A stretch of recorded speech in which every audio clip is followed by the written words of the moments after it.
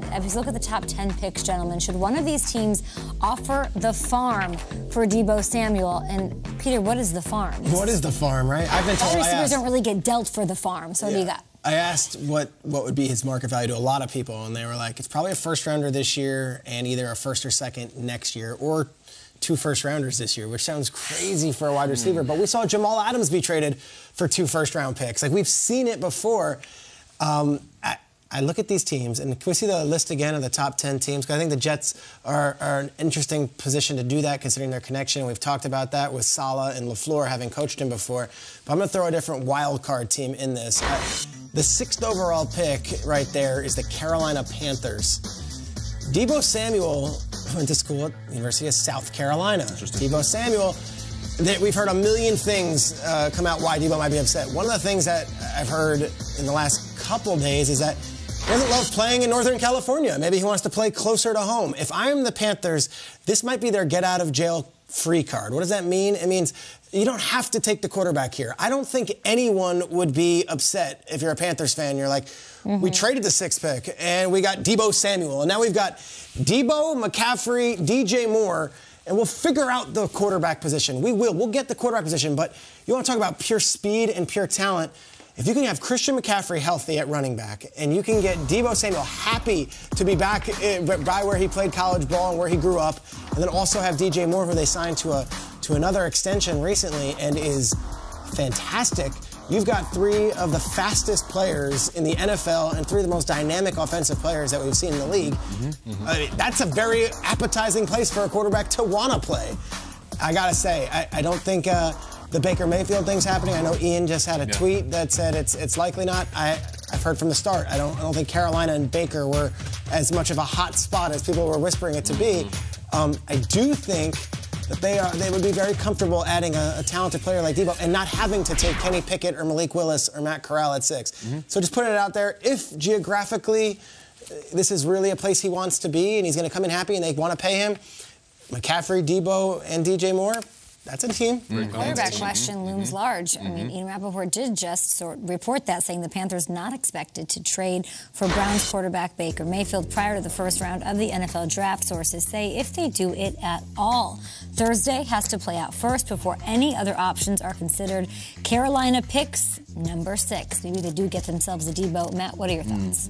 My thoughts, I mean, in terms of Deebo Samuel, I mean, he's such a unique, special player, right? What he does, he had 1,700 yards, 1,700 yards this season. Over 1,400 yards receiving, 300 yards on the ground. He can throw the ball, we saw that. But, you know, to me, the team that makes sense in the top 10 is the Jets. They've already tried to trade for Tyreek Hill, right? They tried to trade with 2 second-rounders, the 31st, the 38th, and a 60th pick in the third round.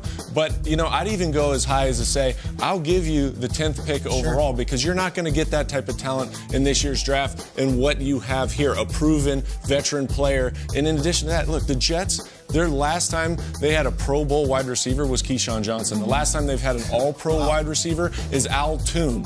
Like, they're looking for an electric, exciting, All-Pro perennial guy. It's Deebo Samuel, and I'm willing to do that in a draft in which you have a ton of draft capital. You can go out and get a guy that's young and can help Zach Wilson go and continue to develop. This could get crazy. Here's what I mean. You have this symmetry of one of the best players in all of football with the timing of a draft class that might be underwhelming and where people aren't head over heels with their picks. Right. So someone could do it. And now what we're hearing, though, is my question is, how far does it go? You mentioned the 10 pick. You mentioned the 6 pick. Why not stop? Why stop there? Like, if you're San Francisco and you have a conversation with Deebo and he is like, I'm out, I don't want to play another down for you. Why wouldn't you call Houston or call Detroit? Call Jacksonville and say, you want to get nuts?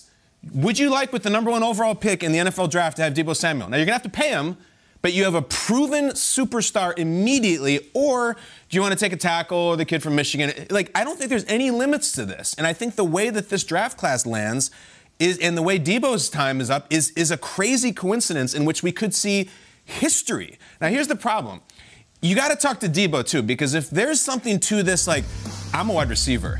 Right. Then get the hell out of here. I mean, I understand. Like, I get it. I respect it. But like, we want you to play Deebo. We don't want you to play wide receiver. The numbers that you would look at are what he did last year in San Francisco. Just purely numerically, what he did, the production that he put up.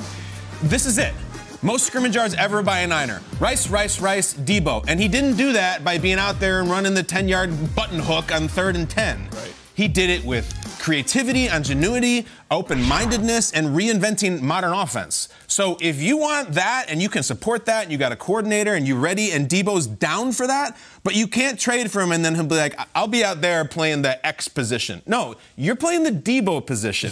If you're in for that, if he's in for that, I don't see any limits. And we could have NFL history where a top 5 pick, a top overall pick, likely won't happen. They're too risk adverse, but I don't see why not. I don't see why you wouldn't at least entertain it, that your number 1 overall pick in the draft, instead of Evan Neal or Aiden Hutchinson, is Deebo Samuel, and he's coming to Jacksonville. It sounds good to me. Jets reportedly wouldn't give up the 10 for Tyreek Hill. Yeah. You think it's a good idea if they give it up for Deebo? I feel like the farm doesn't happen anymore. What were you guys doing last week? What segment was it with the Ricky Williams?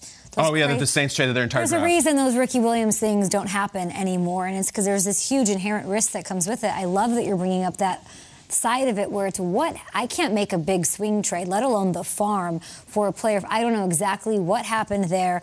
Are you going to be happy here? And how do I know I can keep you happy here? I would have to answer all those questions. Now, Saleh, of course, knows him, so maybe that sort of takes it the extra level that Tyreek Hill didn't have there.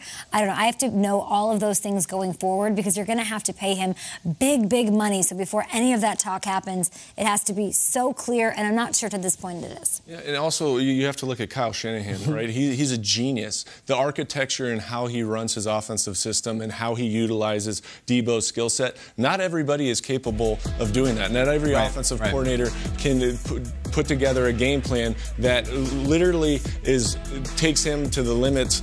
I mean, takes him all the way to get the most production out of a player like him and his skill set. So it'd be very interesting to see Deebo in another type of offensive structure because he's not a guy that's just going to line up and be the X receiver all game. Michael in New Jersey, the Jets, they run that offense. So that one is the most transferable. Right. You just drop him in there. Ben McAdoo's the offensive coordinator of the Panthers. Do I see him running the same offense that Kyle Shanahan is? No. The true genius and the guy who I think would be the most interesting would have been Miami with Mike McDaniel, who was the run game coordinator. But they don't have them first-round picks to trade because they got Tyreek. What happened in San Francisco? That's John Lynch the talked mystery. today at 1 p.m. Does he? Oh, he's got He speaks today. I assure you we'll start the show tomorrow with Lynch's comments. Like, what? I just don't understand it.